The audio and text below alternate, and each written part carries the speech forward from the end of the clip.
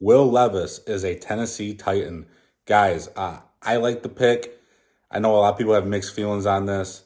Uh, if we liked him a lot, could we have picked him at 11? I understand that people felt that way. But hey, we got our future, hopefully left tackle.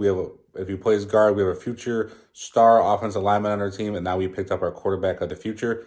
And I'm gonna break this down for you guys, and I'm gonna pull up NFL Draft Buzz here.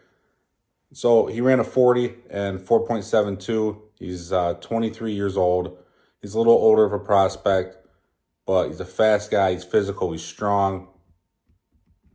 And we're going to dive right into some of the honors and awards that this guy has gotten. So he's the Johnny Unitas Golden Arm Top 10, Davey O'Brien QB class of 2022, Manning Award watch list, and then to kind of piggyback off of that, Peyton Manning even came out and said that he likes this guy. He's a prototypical quarterback. Felt like he was made in the lab to be a quarterback. So, hey, if he's got Peyton Manning's approval, I'm all for it. He's a Maxwell Trophy watch list, Walter Camp Player of the Year watch list, CFPA National Performer of the Year watch list, Reese's Senior Bowl watch list, elected one of 7 team captains for 2022, played in 11 games this season, did not play versus South Carolina with injury, completed 185 of 283 passes for 2,406 yards and 19 scores with 10 interceptions. Ranked 4th in the SEC and 27th nationally in pass efficiency with 151.9. Ranked 4th in the SEC and 23rd nationally in pass yards per attempt at 8.5. Ranked 5th in the SEC in passing touchdowns with 19. So this guy's got some strengths here. I'm going to read these off too. A prototype quarterback standing at 6'4", 230 with a frame to survive contact in the pro game, and he looks like a linebacker. This guy's built. This guy lives in the gym. I think it shows his kind of work ethic, and I love it. He probably has the strongest arm in the draft. He says he can throw the ball 80 yards, and I believe it, guys. I know everybody is, enamoring and awing over freaking Anthony Richardson there, but what Levis has a cannon on his arm. He can make any throw on the field. He can chuck the ball, and he's got an elite quick release, which they're saying here is unusual for a guy with such a strong arm. I agree with that. He's accurate on intermediate and long passes, flashes anticipation and placement. His stats at UK probably underrate his performance, and I agree with that, guys, because this guy had no supporting cast, guys, and that's what the next bulletin says here. He played behind a subpar offensive line, and he did. This guy had nobody to throw to, nobody to block for him. He was on his 4th offensive coordinator in 4 years. I mean, he lost his 2 tackles last year and 3 offensive linemen and 2 receivers. It's like this guy lost everybody. So I understand the knock on him, but guys, because he had nobody, he had no help. We watched what happened to our team last year with no help. So he showed incredible improvement after transferring to University of Kentucky, and yes, he did. And he's super smart, 4.0 GPA. Hey, I want a smart quarterback, guys. Confident passer, shows good accuracy. He has well-developed footwork and athletic quarterback who is a threat to lead the pocket and gain positive yardage at any time with the size and power to run over smaller defenders and can be used on quarterback power, sweeps, and counters as a major threat in the red zone. This guy's got a lot of strengths, guys. I like it. A lot of high upside. Here we go. We're going to break down some weaknesses here. His athletic gifts are not in doubt, but his mechanics are pretty raw. Now, I'm saying there might be a little raw because, hey, like you saw in the previous one, the strengths, his receivers ran the wrong routes. And I wonder if that just caused this guy to have all sorts of issues. And that's what the 4th bulletin there says. He has issue with patience in the pocket because of that. I would too. When we watched what happened with Malik last year, we thought he was going to get hit every play. He was running around, and Tannehill actually got hurt too. So, guys, I get it. He's going to have a better line now. He's going to have better weapons, even though our weapons aren't the greatest, but he's going to have better weapons. He's going to have a Hall of Fame running back behind him as well. Also says doesn't pick up blitzes and coverages. We can coach that. Needs to improve on his touch. That can get coached too. You know who this reminded me of? Josh Allen, guys, and that's right. That's going to be our next thing we talk about here.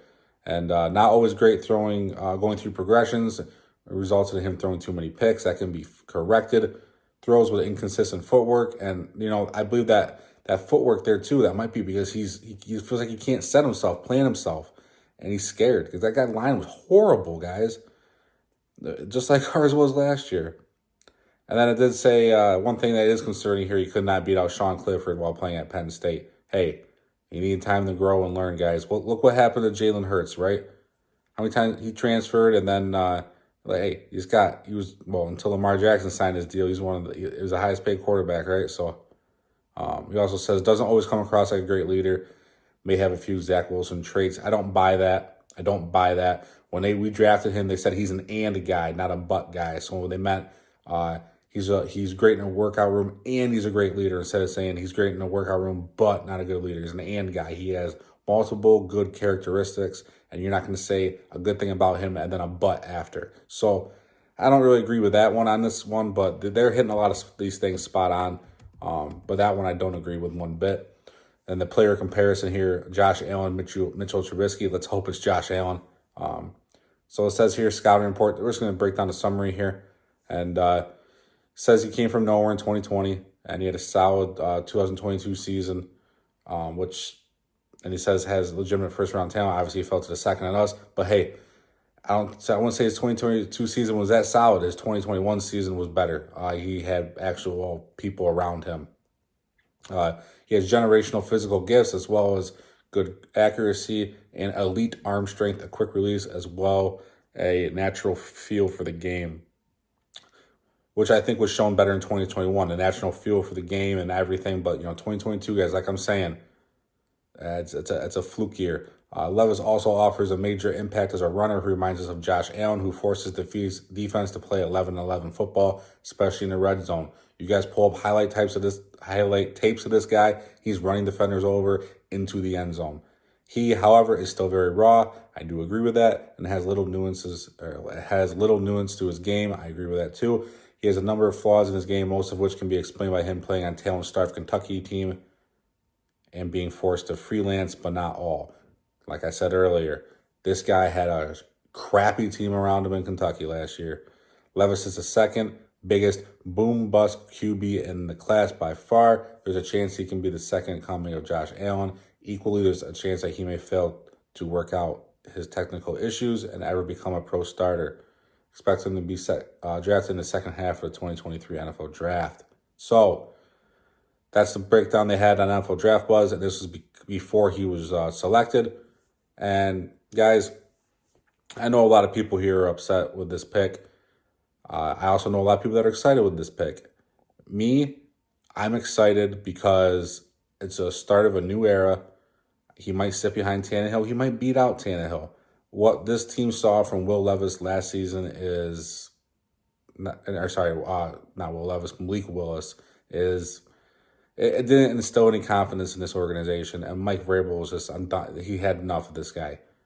And that sucks because I kind of did feel like, I wanted to give Malik a shot, but he was bad, guys. I know you guys, everyone wants to give him a shot. I wanted to give him a shot too, but Malik was bad last year. And we got to do something, right? CJ Stroud is now in the division, and then Anthony Richardson is now in the division, and we have Trevor Lawrence in the division as well already. So we have young quarterbacks, good quarterbacks.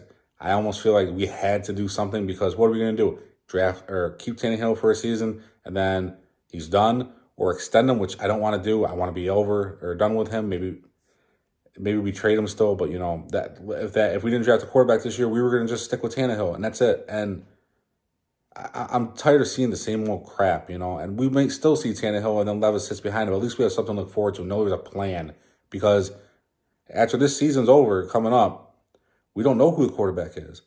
And I sure as hell don't want to even comprehend, don't even want to think about us potentially signing Tannehill to a long-term extension.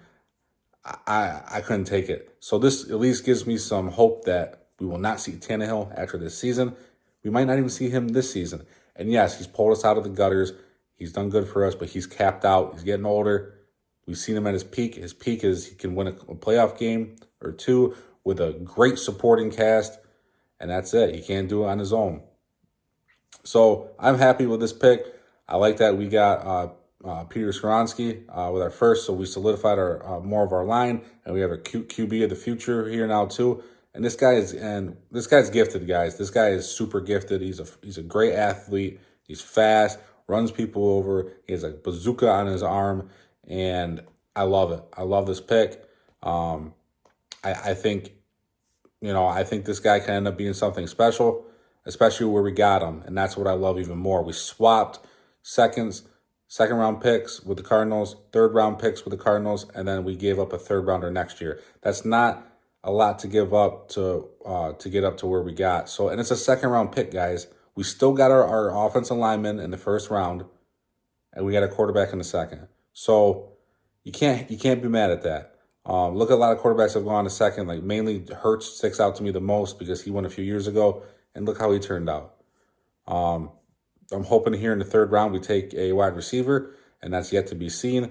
But I will make a video on that as well. Let me know what you guys think about this Levis pick. Like I said, it's grown on me more and more. I liked it. Now I actually love it. I will say that. I love this pick because it has tremendous upside, and it's a second rounder, and he can sit for a year if we have to. You don't have to have the pressure of a first-round quarterback starting in week one. So let's see what the guy's got. We have great coaching.